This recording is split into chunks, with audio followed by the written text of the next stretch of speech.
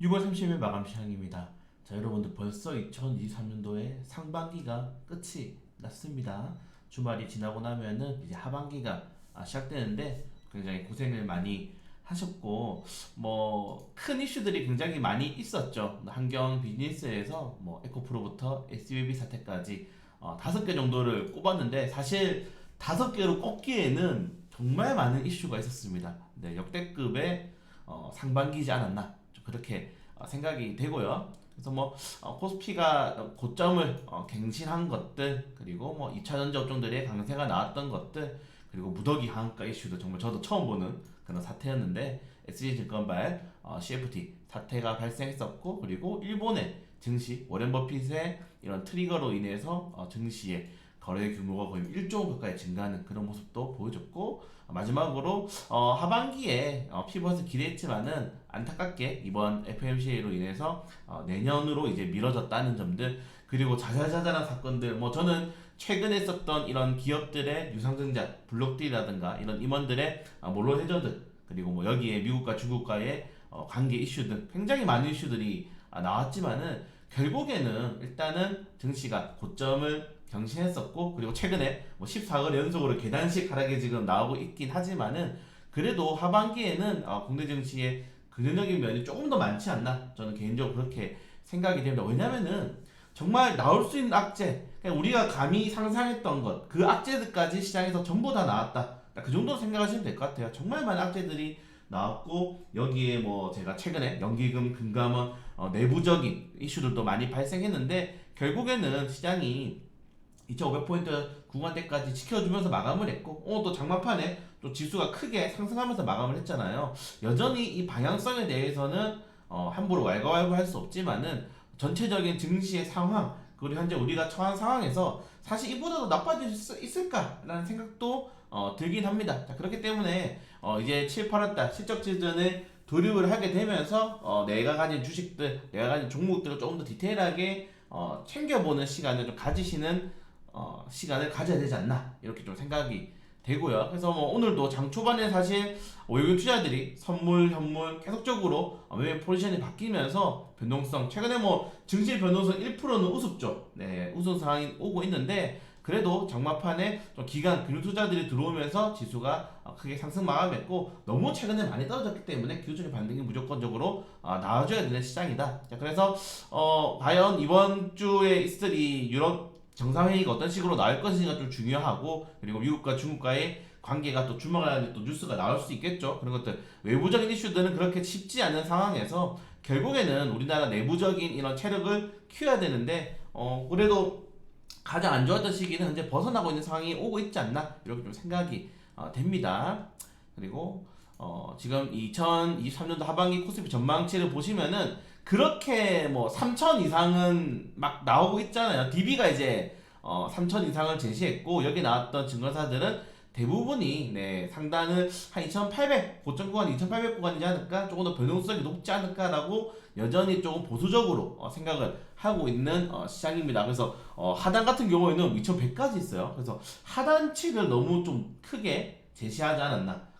지금 오르면은 이제 100에서 150포인트 오르는 거고, 떨어지면은 거의 뭐 300포인트 넘게 떨어지는 거죠. 네, 그렇기 때문에 증권사들은 여전히 보수적 입장을 유지하고 있다는 점도 좀 재밌는 입장인 것 같습니다. 사실 상반기에 증권사들이 전망치가 다 틀렸죠. 모든 증권사가 다 틀렸습니다. 다 틀렸기 때문에 전망치는 그냥 매일매일 바뀌는 그런 데일리 이슈로 보시는 게 조금 더 맞지 않나 여기 좀 생각이 되고요. 네, 그걸 제외하고는 사실 오늘 뭐 전체적으로 수급 자체가 그렇게 활동적이지 않았죠. 왜냐하면 최근에 창장했었던 뭐 시큐센이라든가 오픈롤, 뭐 알맥 이런 종목으로 뭐 거래대금이 거의 뭐 1조 원이 넘는 규모가 유입이 되어버렸기 때문에 그쪽으로 좀 시선이 많이 쏠려버렸고, 코스피도 현재 화학, 전기전자 업종들의 매도세가 좀 이어지면서 연속적으로 나오는 게 좀 중요한 거죠. 이어지면서 그렇게 크게 탄력이 나오지 않았다. 오늘 그리고 반도체 업종도 사실은 조금 걱정 반 기대 반 했는데 그래도 네, 삼성전자가 여전히 7만원 구간대를 지켜주고 있다는 점, 외국인 투자들은 삼성전자에 뭐 빚졌나요? 네, 삼성전자만 정말 많이 사고 있습니다. 그래서 삼성전자가 사실은 이렇게 대형주 계속적으로 지켜주게 되면은 네, 코스피 지수가 떨어지는 일은 많이 없을 것 같아요. 다만 이 코스피 지수의 이런 지수보다는 최근에는 상하락 종목들, 자 그리고 10%에서 상승 종목들이 많이 나오는 시장이 더욱더 유리하다라고 말씀드렸는데 그런 시장 현재 보여주고 있지 않다는 점은 조금 아쉽다. 그래도 현대차, 기아차가 이 외국인 투자자들이 올해 가장 돈을 많이 버는 기업들이 아마 현대차, 기아차가 될 겁니다. 그래서 외국인 투자자들이 현대기아도 꾸준히 사모으고 있다는 점들, 그래서 관심도가 자동차 업종으로 좀 전이가 된다면은 삼성전자, 반도체 업종들, 그리고 자동차 업종들도 같이 올라가는 좀 건강한 시장이 형성될 수 있다. 그래서 2분기, 3분기에는 이 삼성이 얼마나 많은 실적 회복을 빠르게 할 수 있는지가 좀 중요할 것 같아요. 왜냐면은 어차피 자동차는 실적이 2, 3분기까지는 좋다라고 이미 나와 있습니다. 가이던스가 나와 있기 때문에 반도체 업종들이 어떤 식의 반등이 나오냐에 따라서 지수가 고점 구간대를 다시 한번 재돌파하느냐 아니면 단기적인 조정이 조금 더 길어지느냐가 중요하게 자리 잡힐 가능성이 크다. 이렇게 보시면 될 것 같고요. 그리고 오랜만에 코스피 3거래 만에 상한가 종목이 하나가 나왔습니다. 자, 코스닥 같은 경우에는 860포인트 이상으로 마감을 했는데 조금 아쉬운 게 이제 개인 투자들도 거래대금이 좀 줄어들고 있죠. 그래서 시장에 특별히 메리트가 있는 주도적 형성이 되지 않았기 때문에 에코프로 BM은 꾸준하게 상향을 하고 있는 것 같습니다. 여기는 거의 여러분들 오프 채팅방이라든가 그리고 카페에서 인증해야 들어갈 수 있고요. 그 계좌를 가진 사람들 그리고 주간 일간마다 팔았는지 안 팔았는지 확인합니다. 약간 서로가 서로를 가미하는 건데 저는 나쁘지 않다라고 생각해요. 그런 것들이 주주들이 힘을 합쳐서 뭉치는 우리나라도 사실 예전에 미국의 뭐 로빈훗이라든가 그런 이슈처럼 좀 뭉치는 사태가 잘 나오고 있는데 베테랑 아저씨가 그런 것들을 잘 모아가고 있다는 점들 나쁘지 않다 생각이 돼요. 그래서 2000년 정도 같은 경우에는 여전히 여러분들 모멘텀과 전망 그리고 실적을 같이 가져갈 수 있는 게 2000년지 전후라고 생각합니다. 2000년지 종목들. 그래서 물론 선별적인 종목들이 필요하지만은 선별하기가 힘들다면은 대형주 위주의 종목들을 공략해 보시는 것도 충분히 나쁘지 않다는 점들 체크하시면 될 것 같고 반도체는 아쉬운 게 모멘텀이랑 이런 우리가 흔히 말하는 가이던스는 좋은데 당장의 실적이 부진하잖아요. 자동차 같은 경우에는 당장의 실적은 괜찮은데 이게 장기적으로 가기에는 시장이 너무 좀 치열해. 너무 치열하고 그리고 내부적인 이슈도 뭐 파업 이슈가 굉장히 지금은 크게 좀 자리 잡고 있죠. 그런 것들이 나오고 있고 그리고 인플레 간축법이라든가 변동성이 많은 시장이고 2000년 소재 같은 경우에는 그냥 거뜬하게 한 2005년치, 6년치 수준이 이미 다 받아놨기 때문에 실적은 이상 없음. 그리고 2030년부터는 어떻게 됩니까? 수요가 원자재 수요가 굉장히 부족하다고 하죠. 거기에 대한 부담감들도 많이 없고 하나의 지금 리스크 같은 경우에는 주가가 과열되어 있고 과열된 주가에는 공매도가 덕지덕지 붙여 있다는 점들 이런 것들만 좀 이번에 정부가 사실은 저는 이렇게 했으면 좋겠어요. 약간 말이 좀 셀 수도 있는데 공매도 전면 허용해. MSCI 선진국지에서 들어가고 싶어. 공매도 전면 허용하는 대신에 외국이랑 똑같이 상환 기간을 주라고요. 금액이랑 그 기간을 정해라고요. 개인이랑 똑같이 외국인 투자한테 무제한으로 하지 말고 그러면은 상관없습니다. 개인 투자들도 공매도 할 수 있게 만들고 그게 좀 기울어지지 않는 시장인데 지금 금감원이 열심히 노력하고 있는 거 나쁘지 않아요. 그래서 전면적으로 공매도 다 공개하고 그 대신에 상한 기간을 정확하게 줘라. 개인이랑 똑같이 그렇게 되면은 우리나라 시장도 개인 투자자들도 공매도도 치면서 막 치고받고 외국인 투자자가 치고받고 하는 시장이 될 수 있는데 지금은 너무 외국인 투자자들한테 어떻게 보면 종속된 시장이다. 저는 좀 과감하게 말씀을 드리고 싶어요. 그래서 이런 규제를 좀 철폐할 거면은 과감한 규제 개선이 필요하지 않나. 자 그렇게 되면은 우리 2000년 정도들이 더욱더 날개를 달고 날아갈 수 있지 않나 이렇게 좀 생각이 됩니다. 자 그래서 반도체 업종들의 반등, 실적 반등이 하반기 가장 중요한 키포인트. 왜냐면은 우리나라 결국 무역 수지의 20%를 차지하는 게 반도체잖아요. 뭐 반도체 20%, 자동차 20%, 뭐 전기전자, 건설 건설이 아니죠. 기계부품 10%, 뭐 석유화학 10% 이렇게인데 결국에는 반도체가 살아야 된다는 점, 이 정도까지 좀 체크해 보시면 좋을 것 같습니다.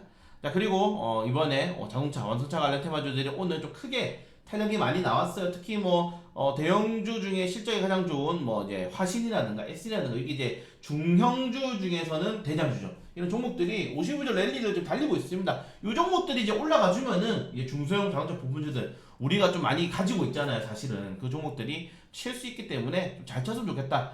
2분기 가장 돈 많이 버는 기업 현대차, 기아차가 1위, 2위입니다. 네, 그렇기 때문에 좀 잘했으면 좋겠다라고 말씀을 드리고 싶고 자 이것도 재밌죠. 발암물질로 지금 에스파담이 여기 다시 B군에 들어갔는데 여러분들 커피가 3군입니다. 그리고 발암물질 종류를 보시면은 네 이게 그렇게 막 우와 이제 앞으로 못 먹겠다라고 하는 게 아니에요 여러분들. 그래서 너무 걱정을 하지 마시고 다만 건강이 안 좋거나 뭐 그런 암에 관련된 약간의 이력이 있으신 분들 조심해야 되는 게 맞지만은 1군이고 요거 보시면은 뭐 그렇게 2군 이상 종목들은 뭐 막 먹으면 죽는다 그 정도는 아니다. 약간 MSG 제가 이슈랑 비슷하다고 말씀드렸잖아요. 뭐 다 먹고 있고 하루에 뭐 10캔씩 이렇게 먹는 사람 거의 없지 않습니까? 10캔에서 30캔을 먹어야 된다는데 그래 먹기도 힘들어요. 돈도 없어요 그렇게 먹을. 그래서 저는 이게 생각합니다. 최근에 뭐 천일염, 설탕 뭐 이런 것들처럼 그런 어느 정도의 이슈를 몰이하는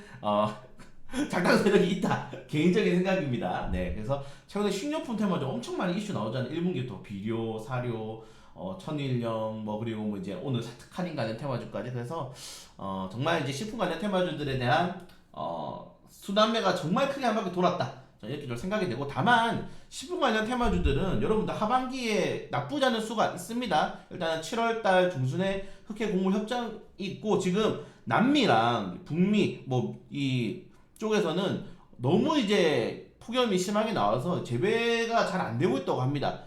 그냥 폭염이 심하니까 물이 없죠. 지금 물을 뿌려서 재배를 해야 되는 시즌인데 그런 것들도 본다면은 식료품 관련 테마주들은 또 인플레이션의 가장 큰 수혜잖아요. 수혜이기 때문에 앞으로도 나쁘지 않은 가능성이 크다는 점, 또 이 정도까지 좀 말씀을 드리고 싶고요.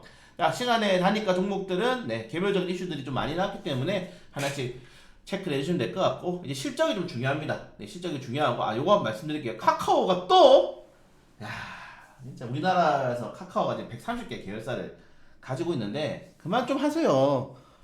저는 또 약간 이야기가 새는데 제가 만약에 그런 세금을 좀 결정할 수 있거나 법안을 만들 수 있는 사람이라면은 해외에서 벌어오는 기업들에 대해서는 법인세를 좀 인하를 해줄 거고요. 이렇게 내수 시장으로 먹고 사는 기업들 있지 않습니까? 롯데, 카카오, 뭐 네이버도 마찬가지죠. 이런 기업들에 대해서는 세금을 좀 세게 매기고 싶어요. 그래야지 이런 것들을 안 한다고 저는 생각합니다. 안 걸치는 사업이 없어. 카카오는 정말 정말 대단한 기업이다. 네, 정말 대단하다. 이 정도까지 좀 말씀을 드리고 싶고요.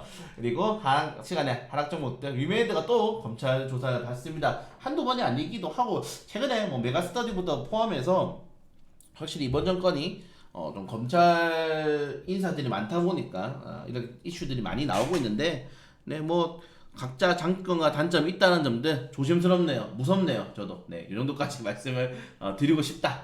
네. 네, 그래서 이 정도 오늘 뭐 큰 이슈는 많이 없었고 조금 아쉬웠다. 막판에 이제 뭐 14거리 정도 오늘까지 포함해서 변동성이 너무 심한 증시가 반복되었기 때문에 아쉬웠지만 저는 제 개인적으로 저는 지수가 3천을 간다라고 생각을 하고 있기 때문에 뭐 나쁘지 않은 종목들 흐름들 잘 체크해 주시면 될 것 같고 계속 말씀드립니다. 실적으로 들어간 종목들은 버티는 게 맞고 내가 테마로 들어간 종목들은 다만 이 테마에 들어갔을 때 좀 손절선을 우리가 넉넉하게 잡는다 하더라도 언제든지 테마는 비중이 작잖아요. 테마주들은 빠르게 리밸런스 할 수 있는 그런 준비도 하셔야 된다. 이 정도까지 말씀을 드리면서 상반기 너무 고생 많이 하셨고 저는 큰 쉬었으면은 주간 증시 일정으로 찾아뵙도록 하겠습니다. 네, 비 많이 오시는데 맛있는 거 드시고 주말 좀 잘 집에서 어디 가지 마시고 집에서 보내셨으면 합니다.